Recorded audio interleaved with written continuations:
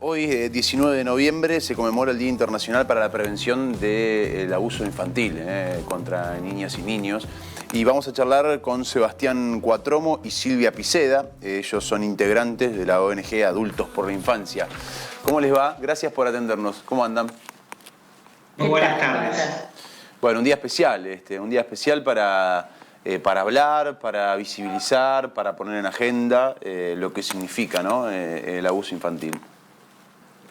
Sí, es un día en verdad que nosotros esperamos, ¿no? que los adultos y adultas de buena voluntad lo tomen como un desafío. En verdad la prevención del abuso sexual contra la infancia debe ser una obligación de todos los adultos y adultas. Y bueno, y este día es como que de alguna manera nos impone para recordarlo, pero tenemos que saber que la infancia es la única víctima absoluta y la que necesita de nosotros y nosotras todos los días para poder cambiar su suerte. Así que bueno, nosotros en verdad hacemos este esfuerzo de tratar de decir todo el tiempo y de recordarle a otros adultos y adultas que las infancias, si no hacemos algo los adultos para cambiar la realidad, la infancia es el lugar más desprotegido y puede ser el lugar más triste y solitario, a pesar de que tenemos una sociedad que vive diciendo que amamos a los niños, los queremos, los protegemos, todo por la infancia, pero lo real es que nos olvidamos bastante de los sufrimientos que lleva acarreado el ser tan vulnerable en una sociedad tan injusta. Y también el pensar que esos niños, para los niños los adultos son el modelo a seguir, son los héroes, son en quienes esperan la protección, la confianza, el acompañamiento. También a veces son los que abusan de esos niños, ¿no? Con todo lo que eso significa, ¿no? Sí, recordemos que según una campaña pública del Consejo de Europa, el delito de abuso sexual contra la infancia es algo que sufren nada menos que 1 de cada 5 niñas, niños y adolescentes. De cada 10, 2, y de esos 2, una o uno de manera incestuosa a nivel intrafamiliar en todos los sectores sociales. Estamos hablando del 20% de la población. Una locura. Y en nuestro colectivo de Adultos por los Derechos de la Infancia, con nuestra recorrida desde hace años por todo el país, nosotros y nosotras somos personas adultas que fuimos víctimas de abuso en nuestras infancias y personas adultas que en el presente acompañamos a niñas y niños víctimas de este delito. Y en esta práctica pública de tantos años por todo el país, damos cuenta de esta masividad, de este 1 de cada 5, del cual habla esta campaña pública del Consejo de Europa. Cuéntenos cómo nace la ONG, cómo es la historia de ustedes, cómo se conocen y cómo empieza esta campaña que llevan adelante con tanta fuerza, tanto ímpetu. Bueno, en el año 2012 nos conocemos con Sebastián. Los dos veníamos de cada uno por nuestro lado, luchando contra el abuso sexual que nos había pasado a Sebastián en su propia infancia. A mí también me había pasado en la infancia, yo también soy sobreviviente de abuso sexual en la infancia, pero yo con mi abuso lo que había hecho era dejarlo atrás, hacer como muchas veces nos invitan a hacer a las víctimas, de decir dejarlo atrás, da vuelta a la página. Yo había hecho eso y en el año 2009 me encuentro que la hija mayor del padre biológico de mi hija me viene a avisar que ella había sido abusada sexualmente por él y me lo viene a decir para que no le pase a mi hija lo que le había pasado a ella. Y es ahí donde empieza mi lucha como mamá protectora, intentando proteger a mi hija de un progenitor abusador. Y en el año 2012, una mamá también, porque yo había empezado a juntarme con otras madres para ver si entre todas nos ayudábamos a tratar de sobreponernos a esto y de ayudarnos y de colaborar y de ver cómo se sigue la vida a partir de asumir que una se casó, se enamoró, tuvo hijos con un abusador sexual. Para mí era una realidad que sola no la podía sostener. Y justamente es una mamá la que me dice, conocí a un muchacho que como vos quiere también formar grupos y hablar del tema públicamente y tiene como, me decía la mamá, como tu onda.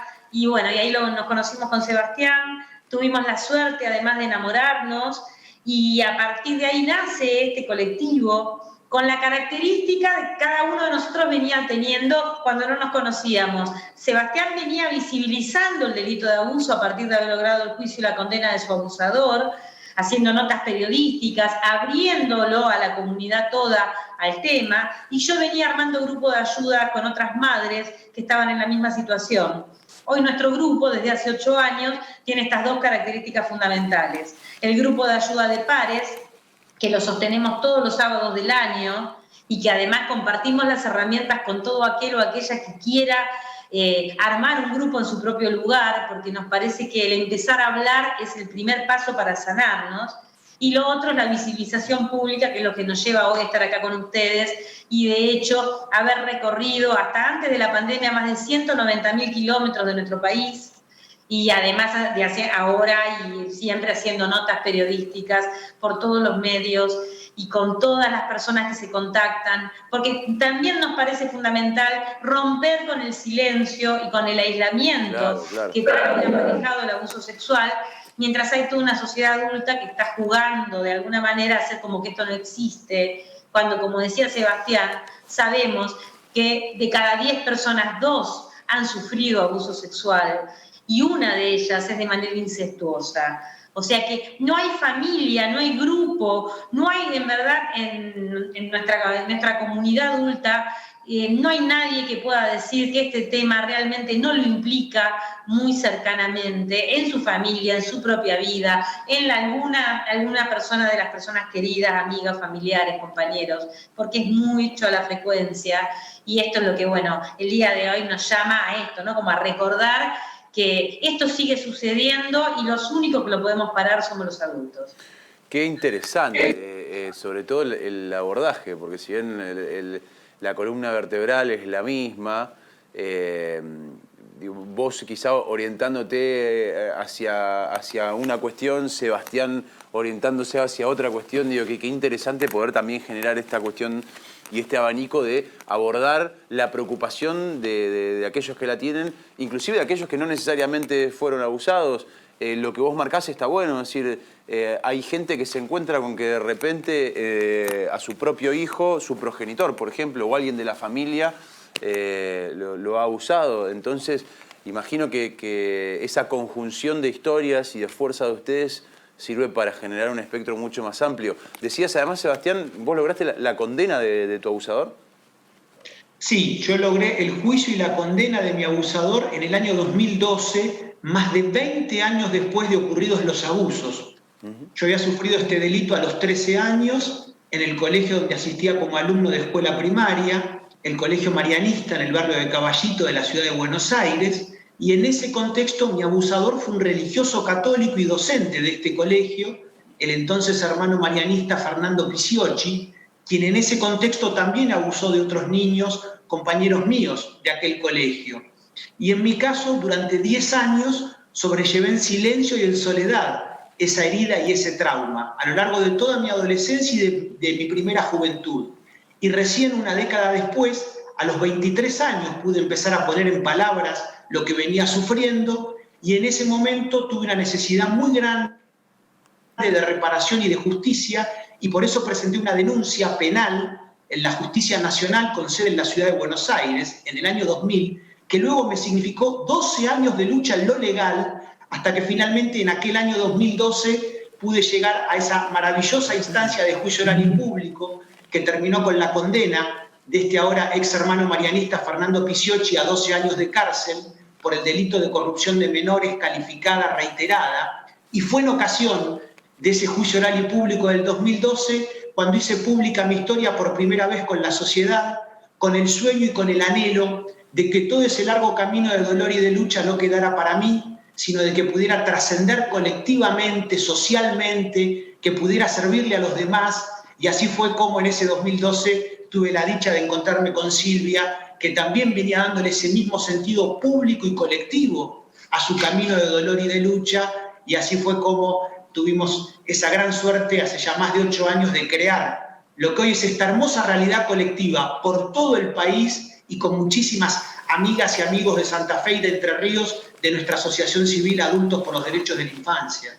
Qué bueno, qué gran historia. Te consulta, les hace la consulta a mi compañera Paola.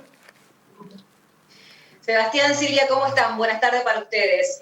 Me parece y me sumo también a la apreciación que estaba haciendo Juan y recién en relación a la importancia de sus dos testimonios, cada uno desde su lugar. Nosotros acá en el programa hemos compartido hace no mucho tiempo atrás el testimonio de una víctima de abuso sexual que explicaba más o menos lo mismo que Sebastián, que pasó muchísimo tiempo para que él pudiera darse cuenta de la situación abusiva que había pasado, que también involucraba a un sacerdote aquí en la provincia de Entre Ríos. En el marco de este contexto y de la importancia que tiene la visibilización de estos casos, pero por otra parte también el reconocimiento de una situación abusiva del propio cuerpo, ¿qué importancia le otorgan ustedes al ejercicio y a la puesta en práctica de la educación sexual integral? A nosotros nos parece fundamental esta ley, en verdad es uno como de nuestros objetivos cuando siempre que hablamos y damos nuestro testimonio, explicar el porqué de la importancia de la ley y por qué es importante que los docentes y las familias entiendan de qué se trata la ley de educación sexual integral, porque a nuestro entender, o sea, hay mucha resistencia con respecto a esta ley. Siempre cuando nosotros nos preguntan, nos dicen de la ley que tienen resistencia, yo particularmente pregunto, ¿la leíste a la ley? Porque en verdad lo que nosotros entendemos de la ley de educación sexual integral es que daría y favorecería herramientas para que los docentes y no docentes dentro de las escuelas puedan con los chicos y chicas hablar sobre los modelos de relación, sobre los modos de vinculación, sobre el abuso de poder, sobre cómo nos relacionamos con nuestro cuerpo y el cuerpo del otro, porque nos parece fundamental el que en el espacio escolar haya un ámbito donde los niños y niñas puedan empezar a pensar y repensar los modos de vinculación que muchas veces, muchos de nosotros hemos padecido en nuestras casas y que no teníamos un lugar, un ámbito donde entre en conflicto esos modos de vinculación que eran basados en el poder, en el abuso, en el golpe, en el maltrato. Y esto nos parece fundamental y por eso nosotros insistimos tanto y nos parece y no tenemos ninguna duda de que si en verdad la ley de educación sexual integral estuviera circulando en las escuelas como debe, el abuso intrafamiliar y los malos tratos que sufren los niños y niñas dentro de sus hogares estaría mucho más expuesto, habría mucha más denuncia y en verdad habría mucha más posibilidad de que los niños y niñas pudieran pedir ayuda y tener adultos preparados para responder a esa demanda y a ese pedido de ayuda. O sea que no nos cabe duda que esta ley es otra de las grandes deudas que tenemos los adultos con la realidad de la infancia. Dale, Pau. Preguntar también respecto de qué consideran ustedes en relación a la celeridad o no de las causas que se están investigando en la provincia de Santa Fe, en la provincia de Entre Ríos, respecto de abuso sexual infantil. Esto se los pregunto a instancias de comentar que no hace mucho tiempo atrás, hace algunas semanas, hubo una gran movilización de madres y padres exigiendo justicia precisamente por causas que están dormidas, por plantearlo de alguna manera, y que se están esperando hace años una resolución en este sentido. ¿Qué consideración pueden hacer en relación a la extensión de determinadas causas por este tipo de delitos? Bueno, ahí es bueno recordar que según sostienen especialistas, el abuso sexual contra la infancia está considerado al día de hoy como el delito más impune de la tierra.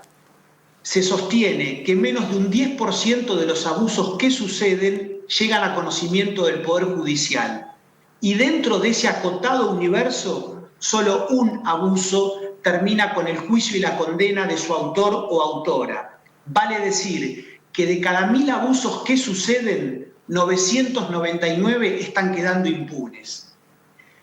Con el agravante dramático que ante el abuso intrafamiliar, que es el que predomina en nuestras sociedades, esa impunidad generalizada de este delito muchas veces implica órdenes judiciales de revinculación de las niñas, niños y adolescentes víctimas con sus adultos agresores, como es el caso del testimonio público de la lucha de Silvia.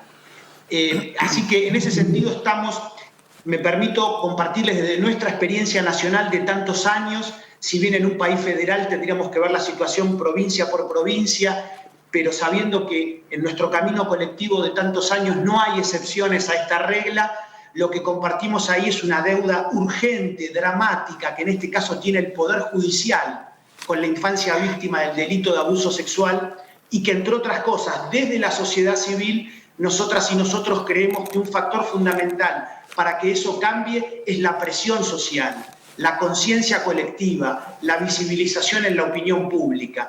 Y en ese sentido, con esperanza, desde nuestro lugar en la base social, podemos decir que esa masa crítica que a nuestro juicio es indispensable para transformar esta historia colectivamente, desde la sociedad civil no para de crecer por todas partes.